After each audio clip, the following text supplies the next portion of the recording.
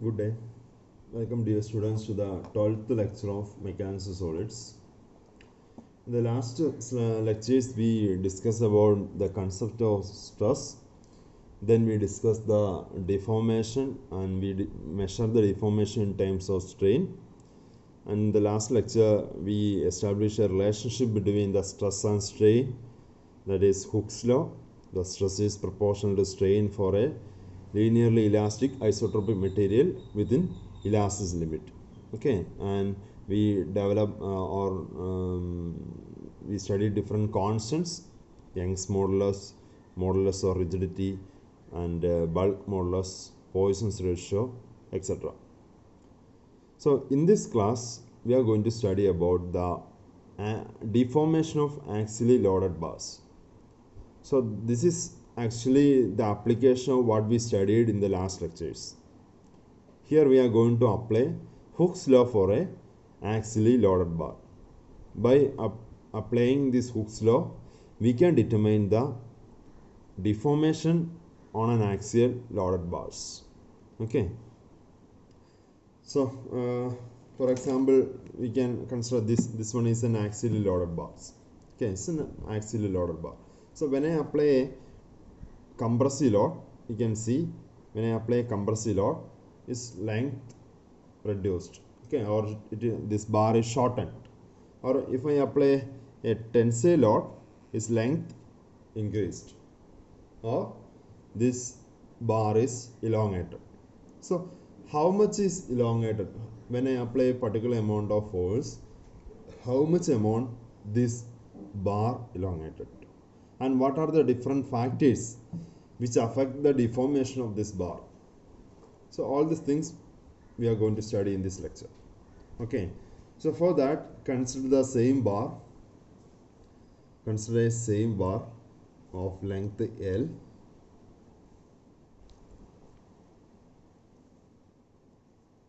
Length L. Okay, and here I am applying a tensile force P.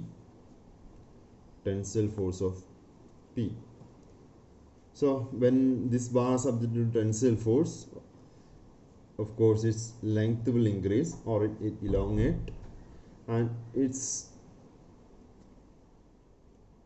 final length after elongation is L plus delta L.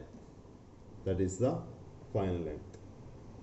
And this bar has uniform cross-section area, and it is made with a material homogeneous and isentropic in nature. So this is subjected to an axial load. So here we can see the load is applied along the axis. Okay, along the axis. So this is subjected to axial load. So we studied if the cross-section area is equal to A, the cross-section area, original cross-section area is equal to A. So what is stress? Stress in the axial direction is equal to sigma, that is equal to force by area. Force by internal resistance offered by any cross section. If you take a particular cross section, the internal resistance offered by this cross section against this external load also will be P. So internal resistance offered by a particular cross section divided by cross section area, that is P by A, that is equal to stress. And here this stress will not exceed elastic limit. Okay, if the stress will not exceed the elastic limit, then we can apply Hooke's law. What is Hooke's law? Hooke's law, according to Hooke's law, stress is directly proportional to strain, or stress equal to Young's modulus into strain.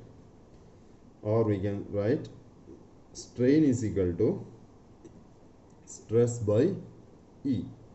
Stress by E. Okay, so this is the first equation. Strain is equal to stress by E. Again, there is another definition for strain. What is strain? Strain is equal to, linear strain is equal to change in length by original length. Here what is the change in length? Initially its length was L, then after deformation its length is L plus delta L. So the change in length is equal to delta L. Okay, so delta L by L. Okay, change in length by original length. So delta L by L is the strain. Second equation. So in both equation 1 and 2, the left hand side is strain. So we can compute these two or equate these two equations. Sigma by E from the first equation equal to delta L by L or del L by L. Okay. So from this, delta L is equal to change in length is equal to sigma L by, sorry, one more time, sigma L by E. Sigma L by E, sorry. From this we got delta L is equal to sigma L by E. And from this equation, what is sigma? P by A. So we can write, instead of sigma we can write P by A. P by A into L by E. So change in length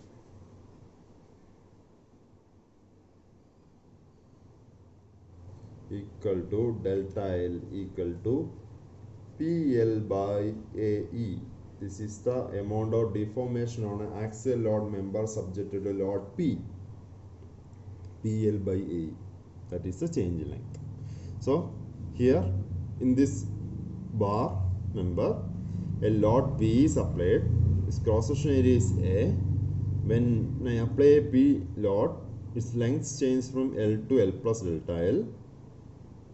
Okay, L plus delta L, and the amount of deformation or amount of elongation delta L is equal to PL by AE.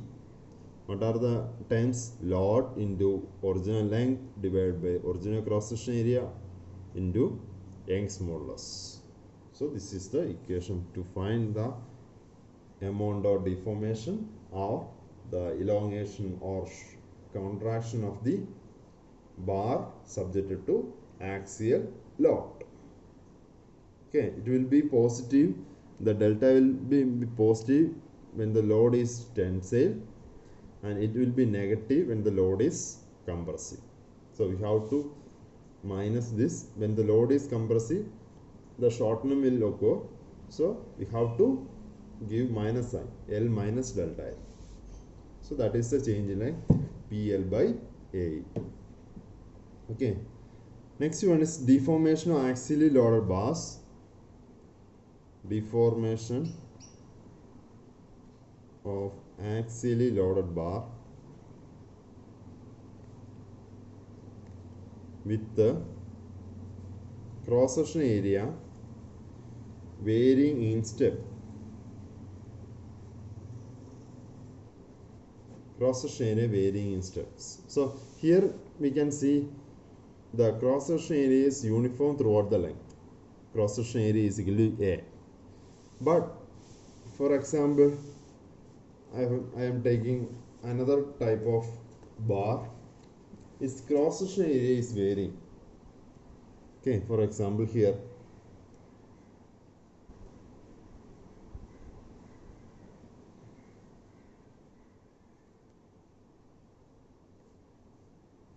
this type of bar. So here its length is equal to L1. Here it is L2. Here it is L3. Here the cross section area is equal to A1. Here it is A2. And here it is A3. And a tensile load P is acting on this bar. So this is a deformation of an axially loaded bars with the cross section varying in step. Here we can see up to this point the cross section is uniform, then cross section is varying in steps. It's not a gradual variation in cross section area, but it's a sudden variation. The variation is in step-wise manner. Okay, so each cross section, for each segment the cross section area is same, but when we consider different segments, the cross section areas are different. Then how can we calculate the deformation of this type of bar? So here here in this type of bar, load, we take each segment outside. Okay, from this we can cut 3 segments with the 3 uniform cross section area. So I treat or analyze this problem by considering these 3 segments. So this is the first segment, this one is the second segment, and this one is the third segment. Okay, in the first segment, length is L1, cross section area is A1. Here it is length L3, cross section area is equal to A3. Here A2, L2. So are the three segments. Segment 1, 2, 3. And what is the deformation of this segment? This segment. Here load P is applied here. So this will be load P. And in this end, here load P is acting. So this end also subjected to, there is no load in between. There are only 2 tensile loads. So this end also subject to load P. Okay, and this end subject to load P. This end also subject to load P. Here it is also load P. Okay, because inside the stepped bar there is no other loads, only tensile load acting on the 2 ends of the bar. So what is the deformation for this member? For this member we already studied. For a uniform cross section area bar, the deformation or change length is equal to PL by AE. PL by AE. So for this member it will be PL1 by, because the length is L1, by A1 E1. For example, in these 3 segments are made with a different material.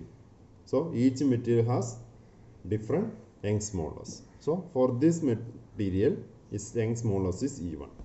So this is the amount of deformation at delta L1 for this segment. And what about this segment? For this segment, delta L2 equal to PL2 by, because the length is L2, by A2 E2. This made with a different material and its Young's modulus is E2. The cross section area is equal to A2. Okay, and what about the third segment? Delta L3 equal to PL3 by A3 E3. Here in 3 cases the load P is same. Load P is same because in every end, in every segment's ends, the load P is acting. Okay, if for example, if there is another load here, P2, then the load will be different. Okay, or here another load is acting in this point. Then the load acting on the 3 segments will be different. But here the load P is acting at the 2 ends only. So in every segments the load acting is P. So we got the 3 deformations. So the total deformation of the entire bar is equal to delta L equal to delta L1 plus delta L2 plus delta L3. This is the total deformation of the bar, that is equal to PL by A1 E1, PL2 by A2 E2, PL3 by A3 E3. So that is the total deformation. So by this way we can calculate the deformation on a axially loaded bars with the cross section varying in steps. Okay, this is the methods to calculate the deformation for a bar with the cross section varying in steps.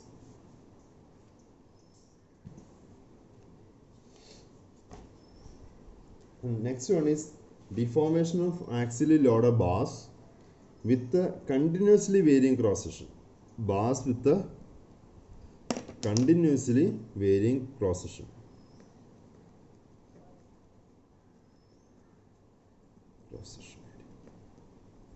What is the deformation of bar with a continuously varying cross section area?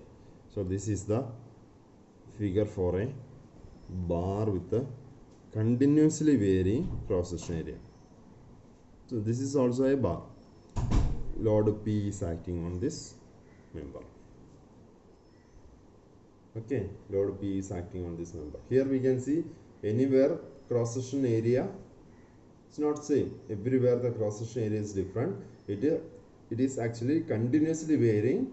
We can see when throughout the length of the beam, throughout the length of the bar, everywhere the cross section area is different. Here the cross section area is A1, here it is A2, here it is A3. Everywhere cross section area is different. So such case, how can we calculate the deformation? What is the deformation here when it is subjected to delta P amount of force? For that we use an equation. I am not going to derive the equation. The delta L, the deformation on this member is equal to integral 0 to L Px into dx divided by Ax into E. This is the equation for calculation of the delta L for a member with the cross section area is continuously varying, where the delta L is the deformation at one point of the bar related to another point. For example, if you want to calculate the deformation here at this point with respect to this point, so that is delta L amount of deformation at that point with respect to this. For example, initially its length was L1, and what is after deformation, maybe the length increase from L1 to L2. So that delta L is equal to L2 minus L1. So that is the deformation at one point of the bar relative to another point. L is the distance between the 2 points. Px is the internal axial force at that section. Okay, that means if you want to calculate the deformation at this point, then this Ax is the cross section area at that section. Okay, for example, this length is equal to x. If the length is equal to x, then at this point the cross section area is equal to Ax. It's not, x is subscript, not into x. X is subscript, and Px is the internal resistance force offered by the cross section at that point. Here, what is the internal resistance? That is Px. Okay, and E is the modulus of elasticity. So this is, and here it is vary from, integral is vary from 0 to L, and this is the formula to calculate the deformation of a continuously varying cross section. And for a circular rod, this formula can be written. For a circular rod, this will be equal to delta L is equal to 4PL by pi into E into d1 d2. Okay, this is for a circular rod. 4 into P is the load, L is the length, pi E is the smallest. d1 and d2 are, d1 is the smaller end. Here the cross section area is varying, so diameter also will vary. So here it is d1, and this diameter is equal to d2. Okay, so this is the formula to calculate the deformation of a circular bar with the uniform tapering or uniform. This is called tapering or uniform varying cross section. And for if it is for a rectangular bar, the formula is delta L is equal to PL by E into T into A minus B into log A by B. A is the width of the larger end, B is the width of the smaller end, and T is the thickness. So during the deformation, the thickness will not vary, but the width and for a uniform varying bar, the width is actually varying, thickness is maintained as constant. So width at the lower end is B and the larger end is A, and this is the formula to calculate the deformation of a bar, of a rectangular bar with a varying cross section area. Okay, I am not explaining the derivation. You just use this formula for problems. Okay. Next one is principle of superposition. Next heading is principle of superposition.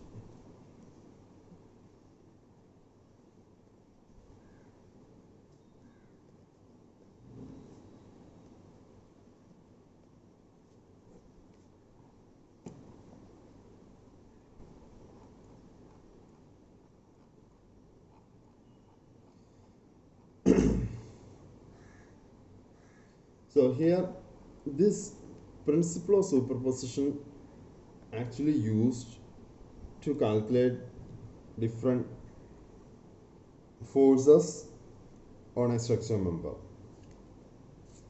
Okay, while solving problems of axially loaded member, we commonly use this principle of superposition. And principle of superposition states that for a linearly elastic structure, linear elastic structure,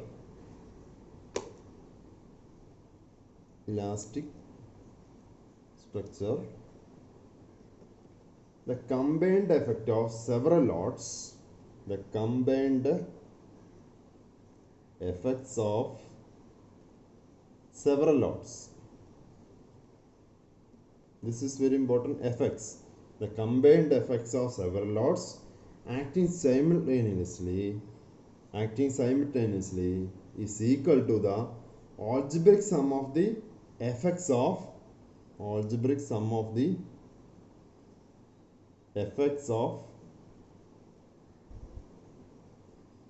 each load acting individually. This is principle of superposition. Principle of superposition can be applied only for a linearly elastic structures. And what is the principle of superposition? Combined effect of several loads acting simultaneously is equal to the algebraic sum of effects of each load acting individually. Okay, that is principle of superposition. Or we can say the effects of several load acting on a member is equal to the summation of the effects of the loads acting separately. In simple words, we can say the effects of several loads acting on a member is equal to the summation of the effects of loads acting separately. For example, consider a beam subjected to two forces P1 and P2. Two forces P1 and P2. So when load P1 and P2 act on this beam, there will be some deflection. So this is the deflection. Okay. At the midpoint of this bar, the deflection, for example, is equal to L. L is the deflection. Okay. So what is the effects here? When I apply two loads simultaneously on this beam, the beam deflected by an amount of L. So the here effect is deflection by an amount of L. That is the effect. And P1 and P2 are the loads which is acting simultaneously. Okay. And according to principle of superposition, it states that this is equal to algebraic sum of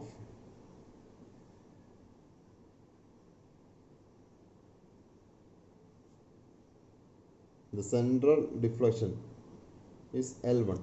This is equal to, the first case is this beam is only subjected to load P1 and corresponding deflection is L1 plus the same beam is subjected to next force P2 only, and the corresponding deflection at the center is equal to L2. Okay, so here in this first figure, the beam subjected to two loads P1 and P2 simultaneously, and corresponding effect is deflection with the length L at the deflection with the L at the midpoint, and which is equal to the effects produced by the same structure when the loads acting separately. So here we can see the load acting separately, only P1 is acting, here the P2 is acting. Correspondingly there will be an effect, that is L1, deflection L1. Corresponding to P2 there is an effect, deflection L2. So from this we can say L is equal to, according to principle of superposition, L is equal to L1 plus L2. This is principle of superposition. So again, what is principle of superposition? It states that for a linear elastic structure, the combined effect of several loads. What is the combined effect here? The deflection L. So the combined effect of several loads. Here two loads are acting simultaneously. So the combined effect of several loads acting simultaneously is equal to the algebraic sum of the effects of each load acting individually. Here each load acting individually, corresponding effect is L1 and L2. So L is equal to L1 plus L2. This is principle of superposition. Okay, so what is the advantage? Advantage of principle of superposition is that when we analyze a complex situation, a structure with more than one number of load, it will be difficult to analyze that type of structure since it is subjected to more than one load and we cannot determine the total effects. So what we do, we divide the structure into different according to the number of loads acting, and individually we measure the effects of each load. Then we algebraically sum all the individual effects to calculate the total effects when the loads acting simultaneously. So that is the advantage of this principle of superposition. But the main problem is that the principle of superposition can be applied when the structure must satisfy two conditions. Okay, this principle can be only applied when the structure satisfies two conditions. What are the two conditions? First one is material used must be a linearly elastic material. Okay, so material used in the structure must be linearly elastic. That means the stress strain relationship must relate to the Hooke's law of elasticity. So it should obey Hooke's law. Okay, the material should be linearly elastic material and the load applied should be within elastic limit. So that is the first conditions to apply the principle of superposition. And second condition is the deformation resulting from any given load should be small. The deformation resulting from any given load should be small and does not affect the condition of application of other load. That is the second condition to apply principle of superposition. So second condition is nothing but, so when the load P1 is acting, there will be a deflection L1 and this deflection should be small. This deflection should not affect the application load P2. Okay, if it is very high, then this deflection may affect the application load P2. Okay, so that is the second condition, the deformation resulting from any given load. Okay, or the effects from any given load should not affect the condition of application of other loads. Okay, so here this L1 should not be or L2 should not be greater than a particular value. It should be small such that it will not affect the application of the other loads. So that is the second condition. So if for a particular structure member which satisfies these two conditions, then we can apply the principle of superposition. By using this principle of superposition, we can calculate the net effect on the body with the various segments. So that is the advantage. So here in the previous problem, we divide the structure into number of segments. We divide the structure into number of segments. So this is actually principle of superposition. What we do to find the total deformation, that is the net effect under the load P.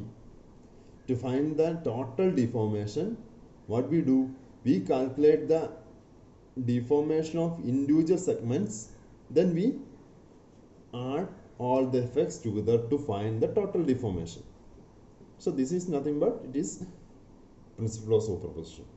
Okay, individual effects we calculated, then we sum up the individual effects to calculate the net effect on this structure member.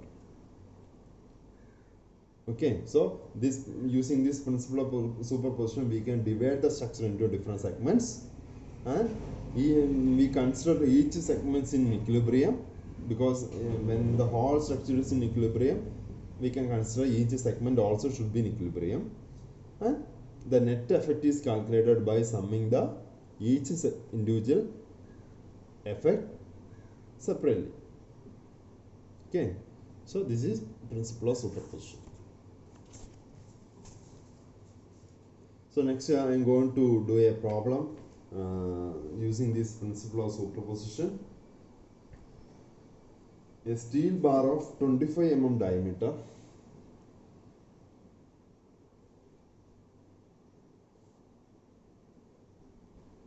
a steel bar with a 25 mm diameter, so diameter is given 25 mm, is acted upon by forces. What is the total elongation of the bar? Total elongation of the bar is the question, and E of the material is given, that is 190 gigapascal. That is the Young's modulus of the material. So this is the question, and this is the figure for this question. Here 60 kilonewton is acting at this end. This is A, and at point B, this is point B on this bar, where 20 kilonewton is acting. 20 kilonewton. Okay, and here at point C, another 30 kilonewton is acting to the right side. At point D, 50 kilonewton is acting, and the total length of the bar is equal to, here it is 2 meter, here in between 1 meter, and here in between 3 meter. This is the question. So the question is to calculate the total deformation. So compared to the previous case, previous example, in the both ends same force is applied, but here we can see at the both ends the forces applied are different. Here it is 60 kilonewton, here it is 50 kilonewton, and in between at the point B, a 20 kilonewton is acting left side and 30 kilonewton is acting to the right side. Okay, so it's a complex situation where 4 load is acting at the different points of the bar. So to find the total deformation of this bar, we can apply principle of superposition. How? By, if you want to calculate the net effect, here what is the effect? The deformation. So here to calculate the net deformation, total deformation of the bar, we divide the bar into different segments. Okay, and in each segment we calculate the deformation, then we summing all the deformation together to calculate the net deformation. So that is principle of superposition.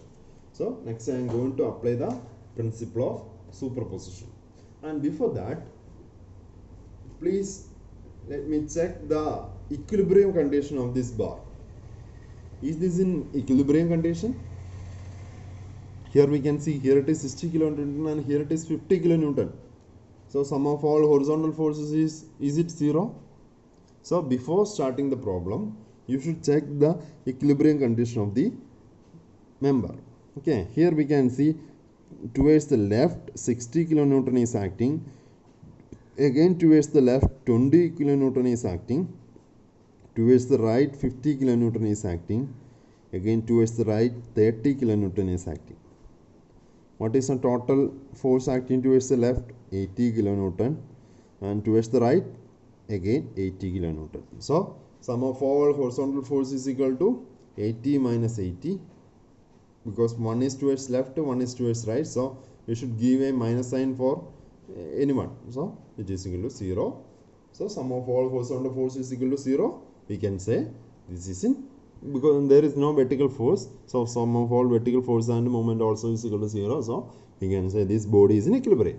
So before starting the problem, you should check whether the body is in equilibrium or not. We can only proceed with the calculation when the body is in equilibrium. So here the body is in equilibrium. I am going to divide this body into different segments to calculate the individual deformations of the segments. So here what are the different segments? Here we can see here 60 kilonewton acting, here 20 kilonewton is acting. So I can divide this as a first segment. Okay, we can choose this as a first segment. So this is my first segment, AB. Here 60 kilonewton is acting. Okay, and what is the force acting at this point? What is the force acting at this point? Is it 20 kilonewton? It is not 20 kilonewton. For that, actually we use method of sections. Okay, so here when I draw a section here, what is the internal resistance offered at this section? We consider the segment to the left of the section. Okay, so to the left of the segment, here 60 kilonewton acting. At this section, a resistive force of 60 kilonewton is acting to oppose this external force. Right. Say when a 60 kilonewton acting to the left, this is an external force. So when a 60 kilonewton external force is acting towards the left, at this cross section, to resist this 60 kilonewton force, a 60 kilonewton opposite force will be developed internally. So at this cross section, 60 kilonewton will be the internal force. And just before this section, just before this point B, I consider section B. Just before this point B. Again, what is the internal resistance force? There also it will be 60 kilonewton. Okay. So if you take this segment out, this end also subjected to 60 kilonewton to oppose this external load. So it will be 60 kilonewton. Okay, so this is internal resistive force of it to oppose this external force. So here we are not considering 20 kilonewton because 20 kilonewton is acting at point B. So we are not closing the point B. So if I consider the section here, then I have to consider this 20 kilonewton. But I consider section at the point B or just before B.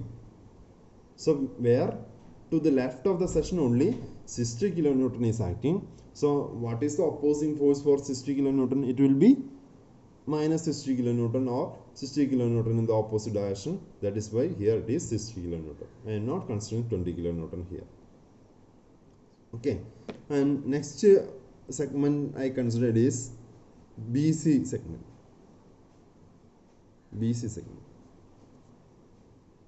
And when I consider a BC segment, again I consider a section here. So if I consider a section here, to the left of the section, what are the forces? A 60 kilonewton acting towards the left, then a 20 kilonewton acting again towards the left. That are the two forces to the left of the section. So total forces acting towards the left is equal to 60 plus 20, because both the directions are same. So we have to add these two forces. So total 80 kilonewton is acting towards the left. Okay.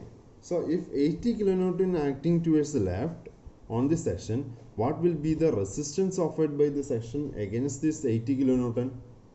It will be 80 kilonewton. to maintain the equilibrium. Okay, the resistive force offered by this section, cross section, against this external force 60 plus 20 will be 80 kilonewton. So this will be also 80 kilonewton. Okay, and consider the third section, third segment, that is CD segment. Again consider section in between CD. What are the forces to the left of the section? 60 kilonewton acting towards the left, 20 newton acting towards the left, 30 kilonewton acting towards the right. Okay, this is my section. So we can add all the forces in the same direction and subtract the force which is in the opposite direction. That means 60 plus 20, both are in left direction. So 60 plus 20 minus 30, because this is in right side direction. The direction is towards the right side. So 60 plus 20 minus 30, that is equal to 50. So this is, and what is the next net direction? Net direction is the direction of the larger forces. That means 60 plus 20, that is towards the left. This is 80. 80 is the towards left, and 30 is only towards the right. So larger force is towards the left. That is why I give towards the left 50 kilonewton. And what will be the reaction offered by this end towards 50 kilonewton? It will be 50 kilonewton, or we can take it from here. This will be, if your calculation is correct, then finally you get this 50 and this 50. Both are equal. So we got 50 kilonewton. Okay, so we got three segments. We apply the condition of equilibrium and the principle of superposition to find the forces acting on each individual segments. Then it is very easy. What is the, here we give the length 2 meter. The cross section area is also given. Diameter is 25 mm. Diameter is 25 mm. So by applying the law, formula PL by AE, so uniform cross section bar. So delta L1 equal to P, that is 60. L is equal to A1 E1. PL by A. This is PL by A formula. We already discussed about PL by A. This one. Change length is equal to PL by A for a uniform cross section bar. Here this is a uniform cross section bar. The load is 60, length is 2, area is equal to pi by 4 25 square. E also given. But the units are different.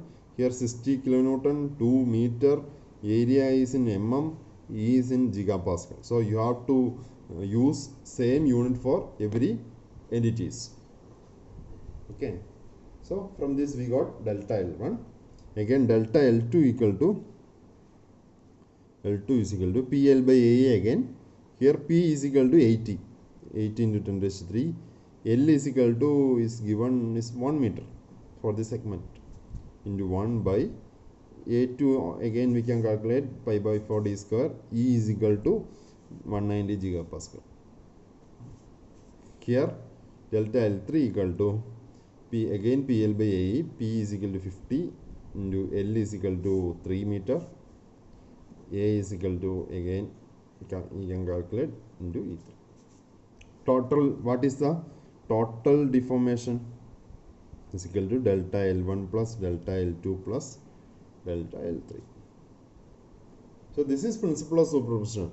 The total deformation or total effect of this structure member subjected to different loads simultaneously is equal to the effects of, or the deformation of, individual loads, summation of the algebraic sum of the effects of individual loads. That is delta L is equal to delta L1 plus delta L2 plus delta L3.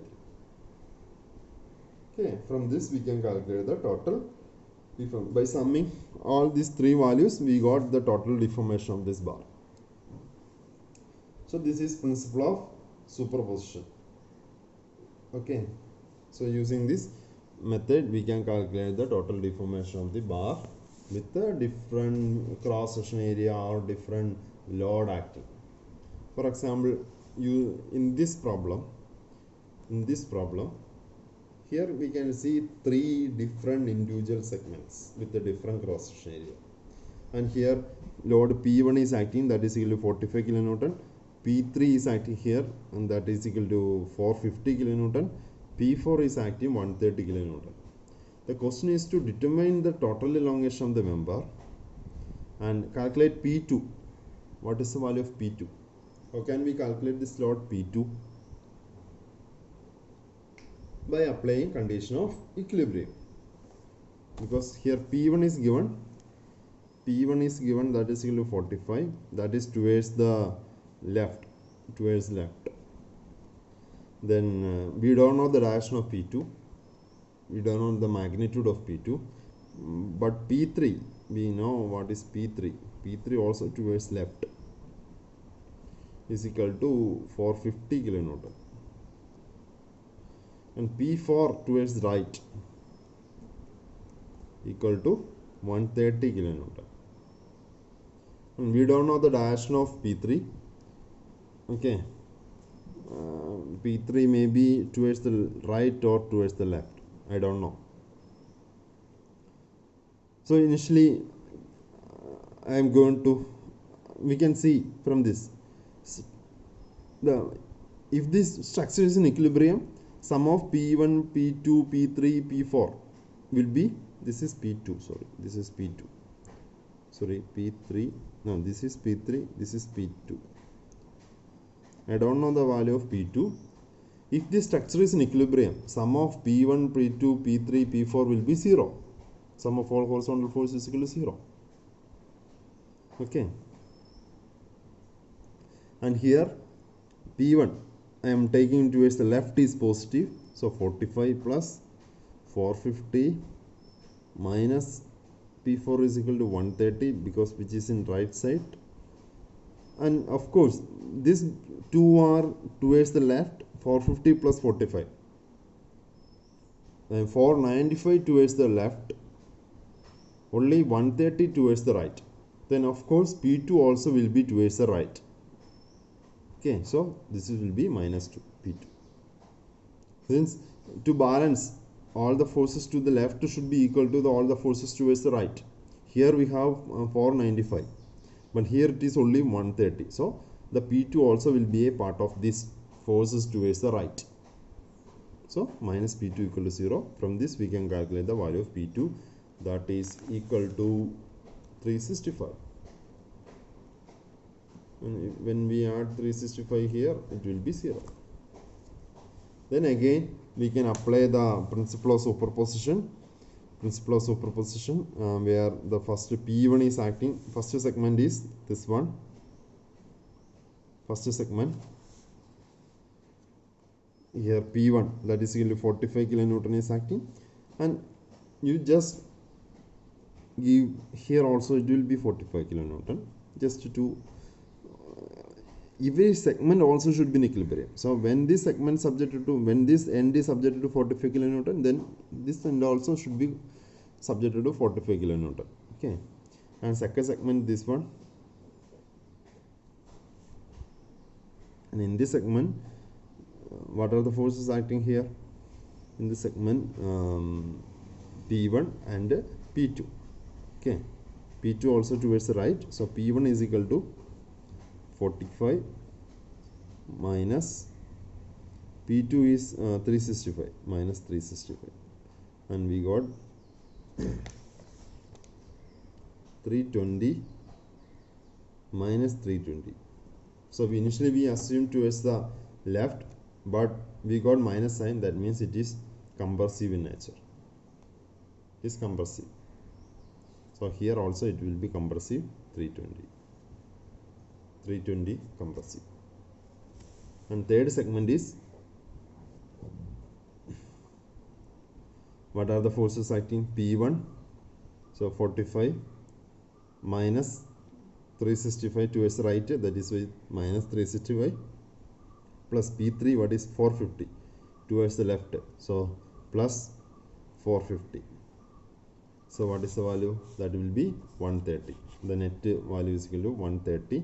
So this is positive, so this will be tensile, and this end also will be tensile, and if it is 130, finally we get P4. What is P4? That is also 130. So this is also 130. So we got the forces acting on this three segment by PL by AE, PL by AE, PL by AE. We got three deformations, and by summing all the three deformations we got the final answer. Included this problem in your notes. You can refer that problems, and similarly there are different problems from this principle of superposition.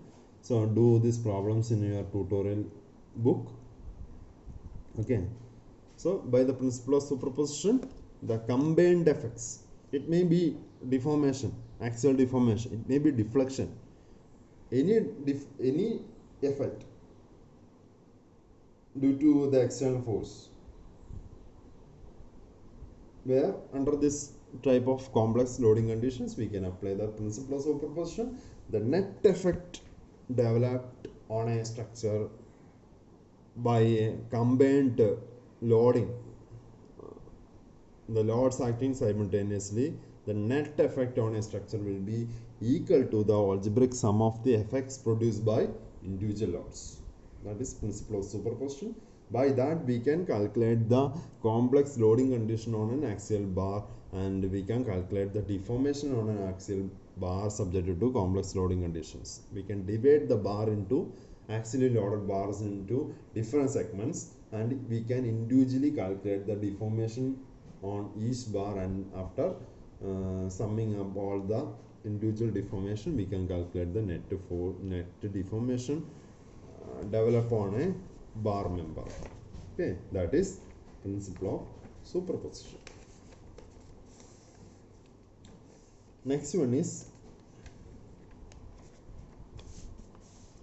statically indeterminate problem.